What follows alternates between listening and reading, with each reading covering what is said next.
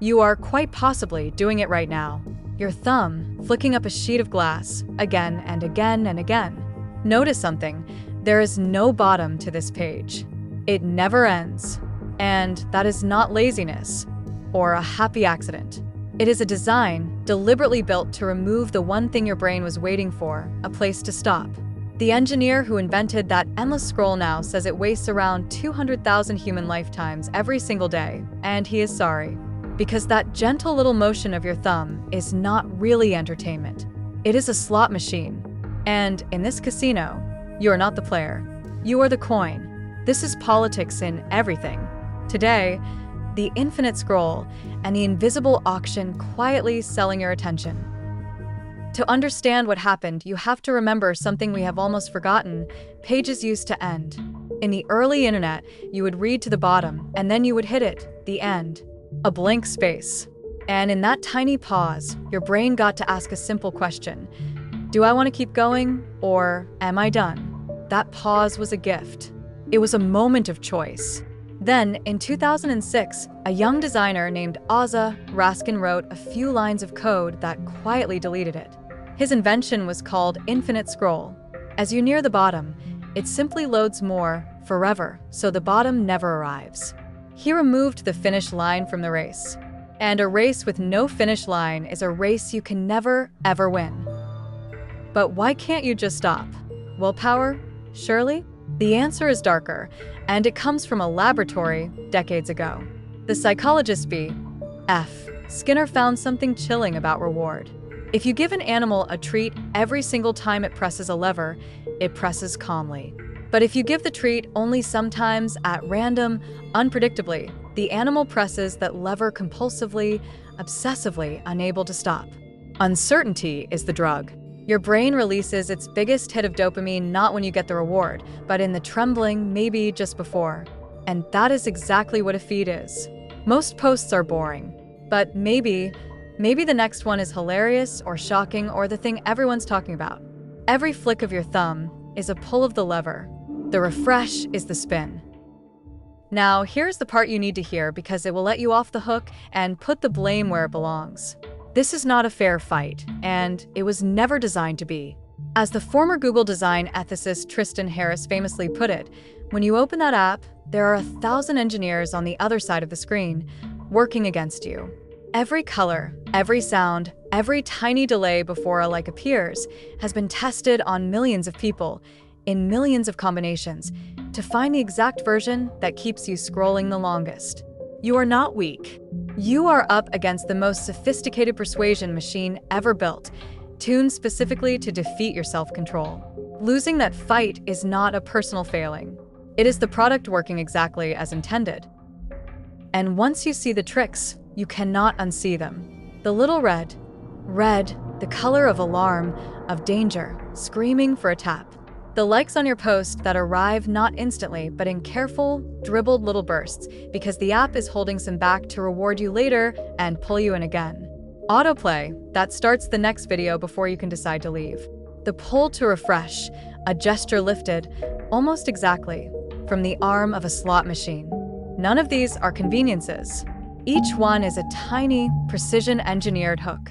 It is a casino, designed by neuroscientists, that fits in your pocket, and unlike a real casino, this one never, ever closes. Which raises the real question, the one that unlocks everything. Why?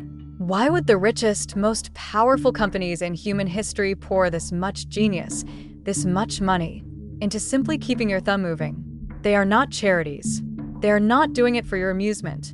They are doing it because your attention is the actual product, and they are selling it. You have heard the phrase, and it has never been more literal. If you are not paying for the product, then you are not the customer. You are the product, and you're being sold. But sold how exactly? This is the part almost nobody sees, and it is genuinely astonishing. In the instant a page or a feed begins to load, before your eyes have even focused, an auction takes place. Your attention, this specific glance, is packaged into something the industry coldly calls an impression, and it is auctioned off to advertisers, live, in real time. And it is fast. The whole auction, the bidding, the winning, the ad appearing is over in under 100 milliseconds. Faster than you can blink. It happens thousands of times a day to you. By 2026, more than 90% of digital advertising runs through these automated auctions, a machine worth tens of billions of dollars, whose entire job is to sell tiny slivers of your life. Faster than you can notice, they are gone. And to win that auction, the bidders need to know you. So the feed is not only stealing your attention, it is studying you while it does. Every video you linger on a half second too long. Every post you pause at. Who you talk to, where you are, what time it is when you feel weakest. All of it is fuel, feeding a profile of you so detailed, it can often predict what you will want before you know it yourself. So look at what you have quietly become. All at the same time, you're the addict at the machine, the product on the shelf, and the raw material being mined. 3 roles at once, in a transaction you never agreed to. So, why does a scrolling app belong in a series about politics? Because attention is not just some private, personal thing. It is the raw material of everything else. What you believe, who you trust, what you fear, who you vote for. And a mere handful of companies now own the machine that decides what billions of human beings look at every single day. That machine is not tuned for truth or for your well-being. It is tuned for engagement. And it turns out almost nothing engages a human being quite like outrage and fear and us against them. When you control what a society pays attention to, you're no longer just running an app. You are shaping what a civilization thinks about. That is not a feature. That is power on a scale emperors could only dream of. And lawmakers from New York to Europe to Australia are only now, decades late, beginning to even name it. So the next time your thumb sweeps up that glass, and there is no bottom, remember what is really happening.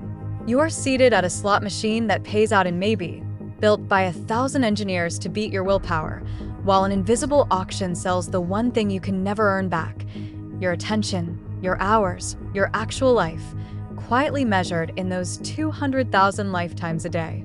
The scroll feels free. It is, in truth, the most expensive thing you do. You are not passing the time. The time is passing you. And somewhere in under 100 milliseconds, someone just got paid for another sliver of it.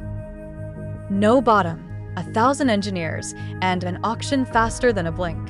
Everything is political, even the thumb on the glass. This is politics in everything. And hey, if you scroll to the end of this one on purpose, you win. Subscribe and tell us in the comments, how many hours does your phone say you spent this week? Next time, a new arena, same game.